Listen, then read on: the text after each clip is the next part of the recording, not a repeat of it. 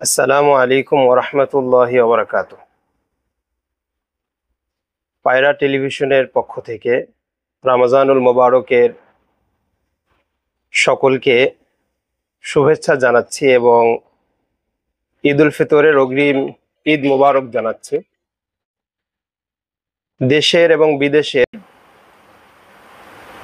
প্রবাস থেকে এবং দেশের বিভিন্ন অঞ্চল থেকে যারা আমাদের পায়রা টেলিভিশনকে দেখছেন, তাদের সকলকে শুভেচ্ছা জানিয়ে আমি সংক্ষিপ্ত আকারে দুইটা বিষয় নিয়ে আপনাদের সামনে আলোচনা করব। তার মধ্য থেকে দুইটাই রমজানুল মোবারকের সাথে গভীরভাবে সম্পৃক্ত এবং আমাদের মুমিন জীবনের সাথে অঙ্গাঙ্গিভাবে জড়িত, আমাদের জীবনে গুরুত্বপূর্ণ পালনীয় দুইটা বিষয়।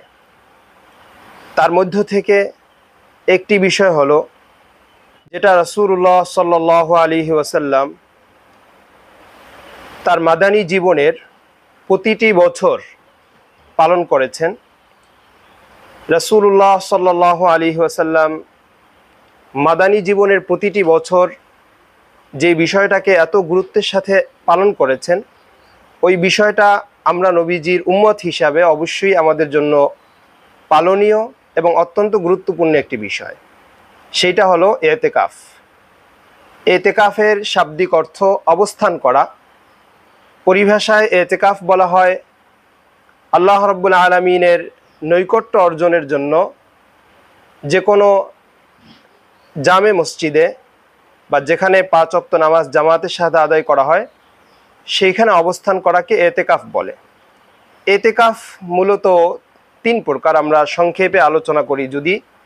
তার মধ্যে একটা এতেকাফ হলো ওয়াজিব এতেকাফ, দ্বিতীয় এতেকাফ হলো সুন্নাত এতেকাফ, আর তৃতীয় হলো নফল এতেকাফ। নফল এতেকাফ এইটা সারা বছর যে কোনো সময় যে কোনো মুহূর্তেই হতে পারে। আমি যখনই মসজিদে প্রবেশ করব, তো যদি আমি এতেকাফের নিয়তে মসজিদে প্রবেশ করি এবং সেখানে অবস্থান করি, তাহলে সেক্ষেত্রে আমি এতেকাফের সওয়াব পাবো ইনশাআল্লাহ। নাম্বার 2, ওয়াজিব এতেকাফ। এটা হলো মান্যতের সাথে সম্পৃক্ত। যদি কোনো মুমিন মুসলিম জীবনের কোনো বিষয়কে আদায় করার জন্য মানত করে যে আমার অমুক বিষয়টা যদি হয়ে যায় তাহলে আমি 1 দিনের বা 2 দিনের এভাবে সে মান্যত করতে পারে, তো এই মান্যতের এতেকাফকে ওয়াজিব এতেকাফ বলে। আর সুন্নাত এতেকাফ যেটা রমজানুল মোবারকের সাথে সম্পৃক্ত এবং হাদিস কোরআন থেকে যতটুকু জানা যায় যে এইটা রমজানুল মোবারকের শেষ দশকের সাথে সম্পৃক্ত। রাসূলুল্লাহ সাল্লাল্লাহু আলাইহি ওয়াসাল্লামের ব্যাপারে আম্মা জান আয়েশা রাদিয়াল্লাহু তাআলা আনহা থেকে হাদিস এসেছে, আন্নান নবিয়্য সাল্লাল্লাহু আলাইহি ওয়াসাল্লাম কানা ইয়াতাকিফুল আশরাল আওয়াখির মিন রমাযান ফালাম ইয়াতাকিফ আমান ফালাম্মা কানা আল আমুল মুকবিলু ইতাকাফা 20 লাইলাতান। আম্মা জান আয়েশা রাদিয়াল্লাহু তাআলা আনহা বলেন যে রাসূলুল্লাহ সাল্লাল্লাহু আলাইহি ওয়াসাল্লাম রমজানুল মোবারকের শেষ দশকে এতেকাফ করতেন। তো একবার জিহাদের সফরে গিয়ে রাসূল সাল্লাল্লাহু আলাইহি ওয়াসাল্লাম 1 বছর এতেকাফ করতে পারেননি, যেটার ক্ষতিপূরণ হিসাবে আল্লাহ রাসূল সাল্লাল্লাহু আলাইহি ওয়াসাল্লাম পরবর্তী বছর 20 দিন এতেকাফ করেছেন। এর থেকে, এই হাদিস থেকে বোঝা যায় যে আল্লাহ রাসূল সাল্লাল্লাহু আলাইহি ওয়াসাল্লাম রমজানুল মোবারকের শেষ দশকে এতেকাফ করতেন এবং উনি এটা প্রতি বছরই এতেকাফ করতেন। এতেকাফ আমাদের মুমিন জীবনের সাথে এতটাই ওতপ্রোতভাবে জড়িত যে এতেকাফের এই বিধান এটা প্রাচীন কাল থেকেই ছিল।